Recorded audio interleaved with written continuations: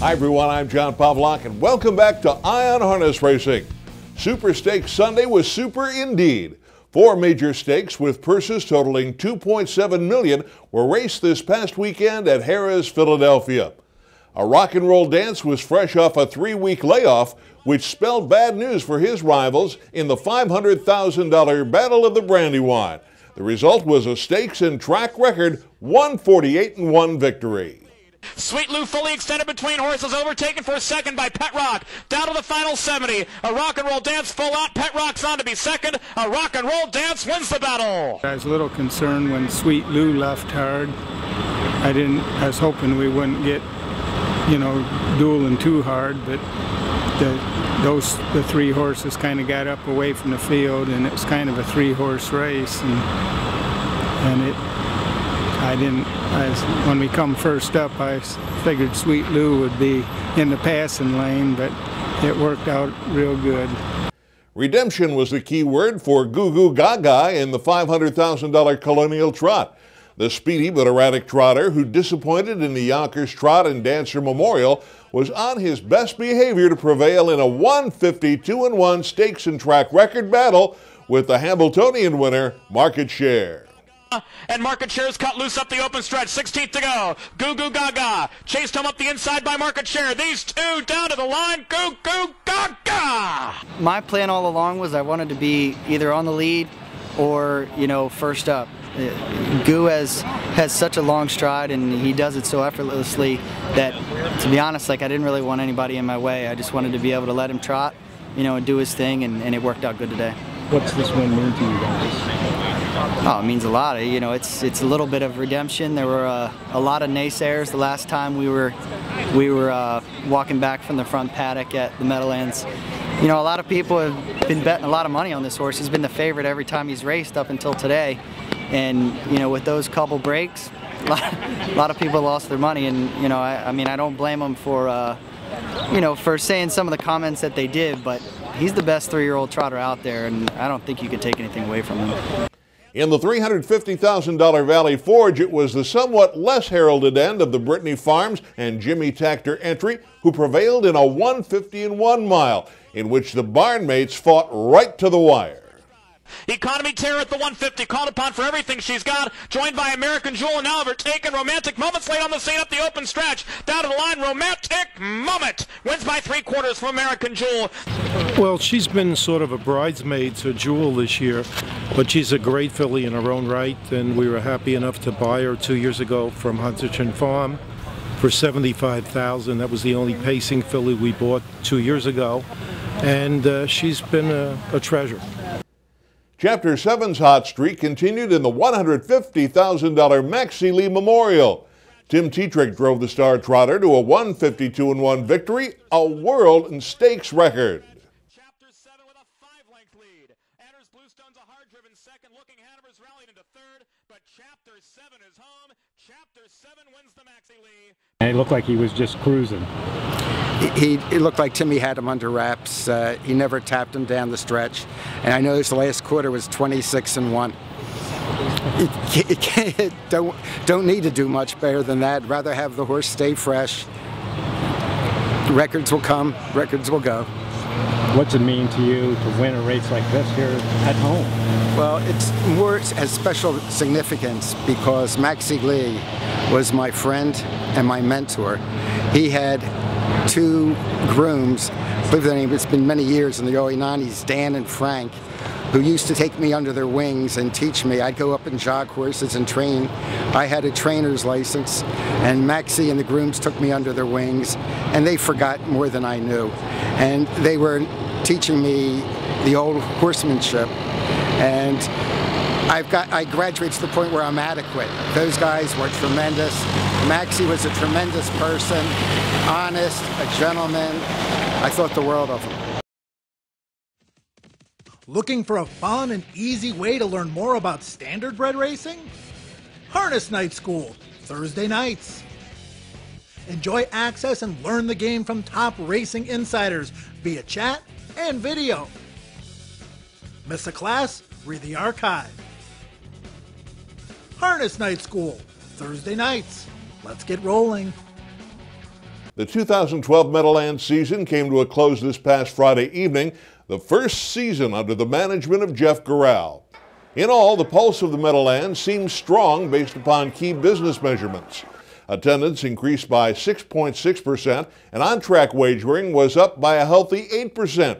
In addition, export wagering was up by 1.7%, and the bottom line, all-source wagering, jumped by 2.5%. The figures all bode well for the chances of continued growth in 2013 and beyond. Golden Receiver brought the Meadowlands meet to a close with a rousing victory in the $431,400 William Houghton Memorial for older pacers. The 148-2 victory was his fourth major free-for-all win at the Meadowlands this year, and he has won 12 of 19 in 2012. And Golden Receiver sprints for home with an eighth of a mile to go. Harrah Cash Hanover is gaining ground on the outside. We will see trying to edge out. It's Golden Receiver. We will see an Harrah Cash Hanover. Golden Receiver almost there. Golden Receiver coast to win. It was good to win the Houghton. You know, he raced super. Hats off to Mark. He's just, you know, he's a tough horse, and he makes the race for himself. He's so quick out of the gate. He can put everybody in a hole, and you know, and then he just sets it up good for himself. This is what he does. It's so hard, you know. Yeah, it's you know, he's a tough horse, and when they get brave like that, and they're you know, it goes that way for them week after week. They learn to do it, and you know, they love their job. Do you keep the season going? You know what, you kind of, after what he's been through up racing in January, still going, you kind of wonder when it's going to end. But, you know, I don't see any chink in him right now. He's great weight to him, he's healthy, he's happy, so we'll keep rolling while we can. The lessons learned at night school are becoming a bit more intense, but don't worry, because our guest lecturers will be there to help. Tonight, noted handicapper Bob Pandolfo, known by his fans as Pandy, and Cal Expo track announcer and handicapper Scott Ehrlich will discuss a trifecta of concepts: pace, times, and track bias. Remember that night school meets each Thursday at 7 p.m. Eastern, and you can also download free study materials from the USTA website. Plus, past lessons are available for those of you who might have missed a class. You can put your night school lessons to practical use by checking out the latest schedule for the USTA's Strategic Wagering Program. Remember that instant guarantees pop up all the time, and that new tracks come on board when others close their meets. The past performance page you download is pretty much like the one I download, except for one little difference. TrackMaster's past performance products are now available for download to your iPad, which is handy for making notations, just as you would on a printed page, but without having to use paper and printer ink. It's innovation such as this, combined with powerful products such as Platinum Past Performances, that set TrackMaster apart from the field. Download the free iPad app at trackmaster.com. Ready for the latest advances in handicapping technology? TrackMaster is your solution. With 20+ years of providing a wealth of information, TrackMaster has tools for every level of player. TrackMaster Pocket Handicapper for iPhone and Android puts the power of a computer in the palm of your hand. Drill down to charts and race videos. And with software like Plus Pro, even the most advanced players have sophisticated tools to succeed. The complete source for thoroughbred, quarter horse, and harness racing information. TrackMaster by Equibase, for the serious player. We've got an important announcement for those of you who use the USTA's online database, Pathway. One of the site's most popular features has been the availability of video race replays, but until recently we had been missing races from a few tracks. But now, all races from all USTA tracks, including Grand Circuit fairs at Springfield, DuQuoin, and Delaware, are available going back to 2007. To learn more about Pathway and video replays, visit pathway.ustrotting.com.